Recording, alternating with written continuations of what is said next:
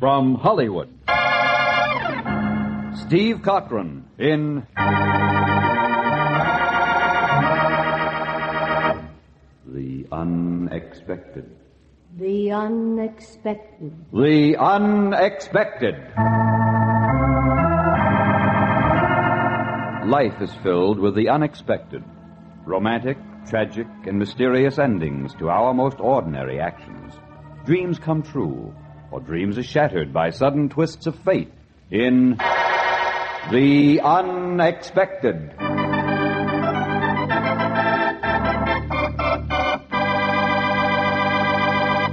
But first, a word from your announcer.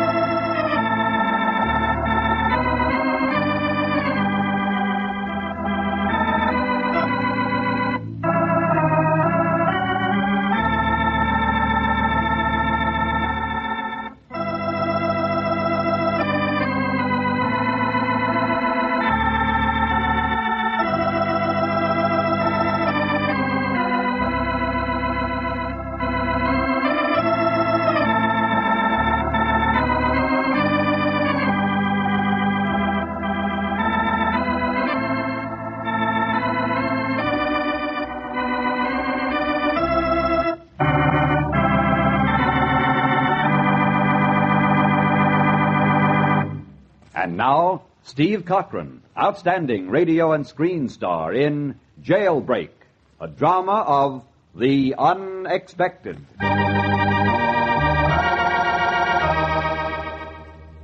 tell you, it was an accident.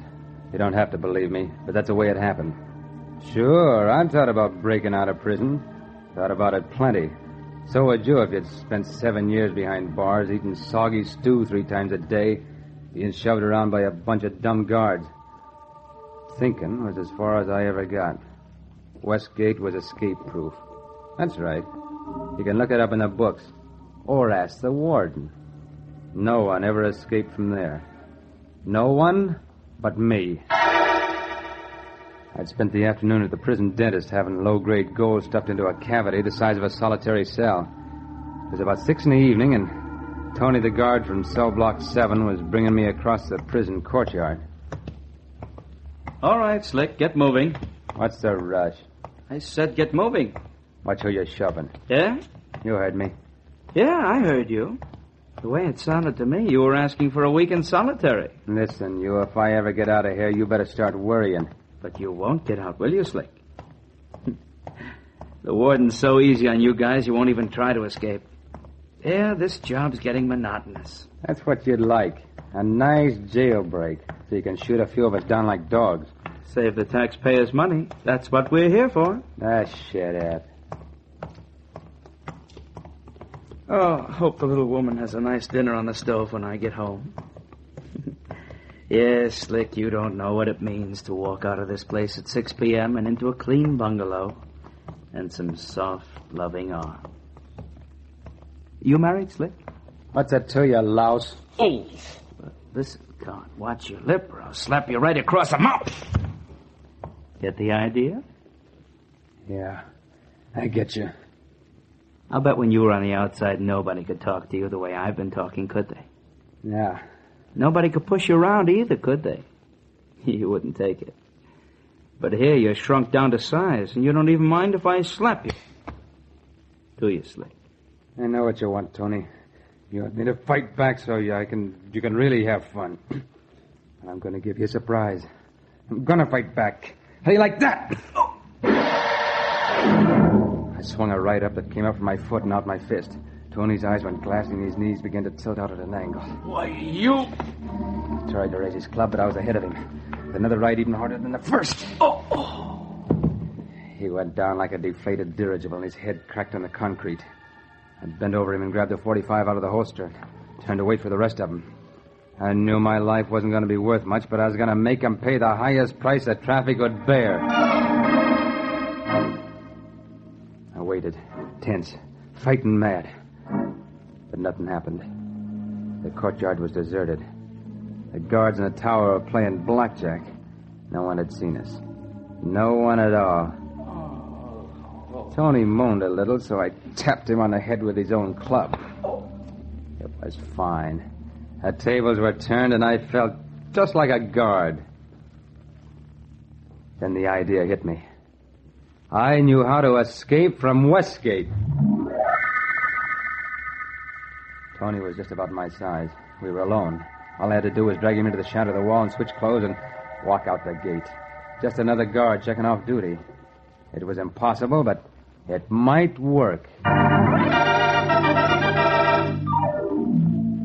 Tony was snoring quietly. My faded dungarees pulled over his flabby pink chest, and I walked up to the gate, swinging the club and whistling. I pulled his time card out of the rack and shoved it in the clock, marking down 10 minutes overtime. My heart was in my mouth as I signaled the gateman to let me out. I knew he might recognize me, might ask questions. Everything depended on that one moment. The gateman smiled and waved as he swung the ponderous iron door open. Then suddenly, he stopped. He looked at me from behind the bulletproof glass of his little compartment, and his eyes narrowed. I was ready to run for it. Then he lit a cigarette and turned his back on me.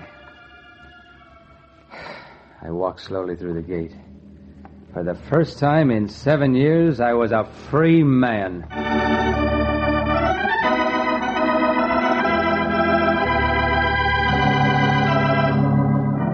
There was no hurry. I just strolled toward Riverdale, as if I really were on my way to supper and a pair of loving arms. I'd gone nearly half a mile before I heard it. The escape siren. In a minute, they'd be after me, coming down the road with trucks and machine guns. There was no time to lose. I had to get rid of Tony's clothes, change my appearance, dope out some way to get clear of Riverdale. I had to find shelter, and fast. The first house I came to was little and white, and the girl who answered the door was little and dark. Yes? Oh, could I talk to you for a minute? Oh, of course. Come in. You're from the prison. Yeah. It's funny. I thought I knew all the guards. Did Tony send you here? Tony? My husband. Oh, yeah. I didn't know his first name. Yeah, he sent me. Well? Well, you see, I just started working at Westgate, and my own clothes haven't come yet, so your husband said he'd lend me a suit. He was going to come with me, but they got a meeting or something, so he'll be late for dinner. He's all right, isn't he? Oh, sure. Very well. I'll get you some of his clothes. You can go in the bedroom and change. Thank you. Thank you very much. It was strange that a mug like Tony should have so sweet a wife. And even stranger that I should have come home to a supper that he was waiting for. Because that's what she put on the table for me when I came out of the bedroom. Supper and a long, cold glass of beer. I thought you might like a bite to eat. I don't think there'll be time. Don't worry. They won't look here. What do you mean? I recognize the uniform. Tony was wearing it this morning. Oh, why, sure. He loaned me No, you took it. Did you kill him? No, just knocked him out. I see. Well, drink your beer. Enjoy it.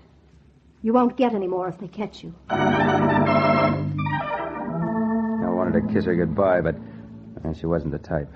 So I hit the road again, feeling fairly safe. In about 20 minutes, I'd reached the head of the line at the Riversdale bus station and was buying a ticket for Chicago with a $20 bill I found in Tony's pocket. Yes, sir. One way. That's right. When's the next bus leave? He's supposed to leave in 15 minutes. Okay. 18, 19, 20. Here's your change and your ticket. Thanks. Said 15 minutes? Yes, well, she might be a little late tonight. We've got to hold her till the guards come. Guards? Ain't you heard? Some convict broke out of Westgate. It just goes to show you, we always figured nobody could get away from that place. But you never can tell, can you? Well, what's his escape got to do with the bus? Well, they got to check all the passengers before she takes off. It'll only take a few minutes. Well, you'll be able to leave on time, all right. This must be the guards now. I looked up to see a bunch of hard uniformed faces pushing in through the swinging doors. I didn't wait to see anything else. I went out the back way, through the garages. When I hit the far side, I started to run. Halt! Someone yelled, halt. Halt! But I picked my feet up higher and kept going. I was lucky. In a minute, I was out of range. Then I turned down a dark alley and tried to catch my breath. I waited until it seemed worth another chance before I headed toward the street again. But I'd waited too long. The alley was blocked by a police car, so I had to turn around and go back.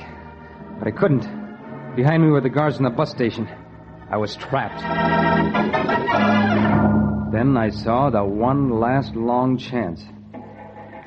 Halfway down the alley, a big truck pulled slowly away from a loading platform. There was a dark hollow underneath its canvas, a place where a man could hide. I started to run. If only I could grab the tailgate, jump inside. But the truck kept getting up more speed. My legs wouldn't carry me much farther. I jumped for it. My fingers slipped in the smooth metal. And then I pulled myself up by my hands and crawled behind some packing cases. The driver stepped in the gas and we started moving. I smiled. I'd done it after all. I'd accomplished the impossible. I'd escaped from Westgate Penitentiary.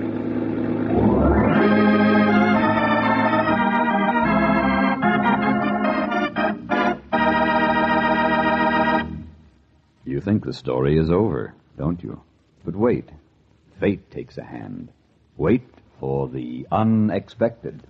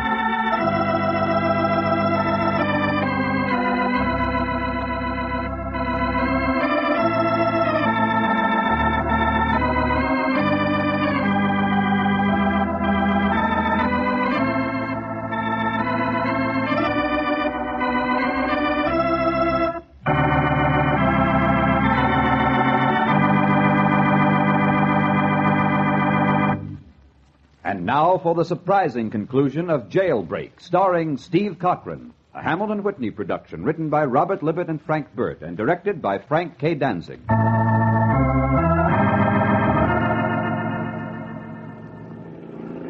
We rolled along for half an hour or so, and I felt fine. I'd broken out of Westgate. I was never going to have to see it or iron bars or Tony again. The truck stopped, and I worked my way around the packing cases, and I was just sticking my head out for a breath of free air when somebody grabbed me and slapped me across the face. Hard! Nice to have you back, Slick. Very nice. Tony! What are you... You're a bad penny. You were bound to turn up. But I didn't figure you'd be dumb enough to climb into a truck that was delivering groceries to the prison. To the prison? Yeah, to the prison. Welcome home, Slick. Welcome back to Westgate.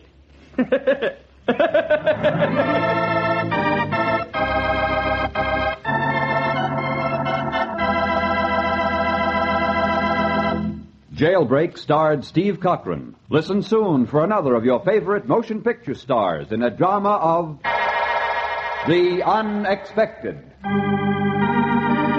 This program was transcribed in Hollywood.